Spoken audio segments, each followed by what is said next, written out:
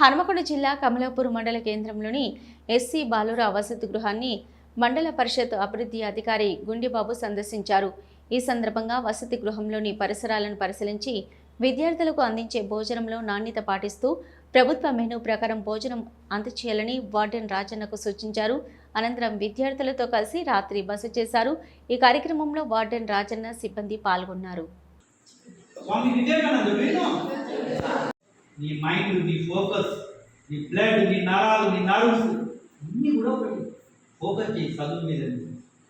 ఇక ఇప్పుడు నేను కష్టపడినంత చదివితే రేపు పొద్దున మంచి గొప్ప గొప్ప ఆఫీసర్స్ అయ్యి మీ తల్లిదండ్రుల పేరు, మీ అమ్మ కూలిపోతుంది, మీ నాన్న కూలిపోతుంది. కష్టపడి వాళ్ళు రెక్కలు బొక్కలు చేసుకొని గుడాలు మంచిగా ఉన్నాయా లేకపోతే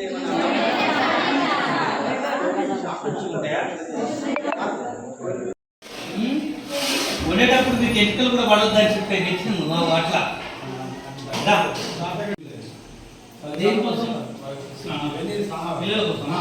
ఎట్లా పట్టుకుంటారు? ఎక్కడికి వస్తాయని మనకి ఇప్పుడు ఎక్కడ ఉంది అక్కడ ఇచ్చినావా?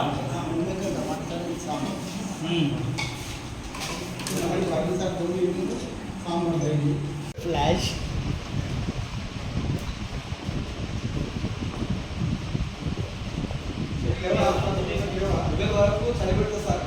గౌరవ జిల్లా కలెక్టర్ హన్మకొండ గారి ఆదేశాల మేరకు కమలాపూర్ మండలంలో ఉన్నటువంటి ఎస్సీ హాస్టల్ను విజిట్ చేయడం జరిగింది.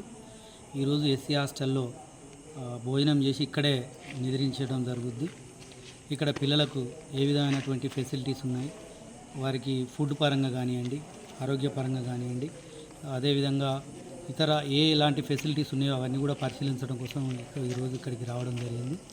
ఇక్కడే పిల్లలతో భోజనం చేసి ఇక్కడే వాళ్ళ సమస్యలన్నీ కూడా తెలుసుకొని అదేవిధంగా ఇక్కడే నిద్రిస్తాం.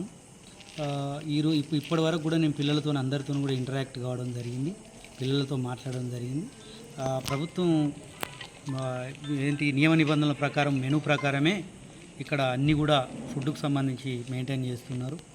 పొద్దున కానివ్వండి, సాయంత్రం, మధ్యాహ్నం కూడా ఇచ్చేటువంటి ఫుడ్ కూడా ఏ విధంగా ఇస్తున్నారని అన్నీ కూడా నేను పిల్లలతో ఇంటరాక్ట్ చేయడం జరిగింది.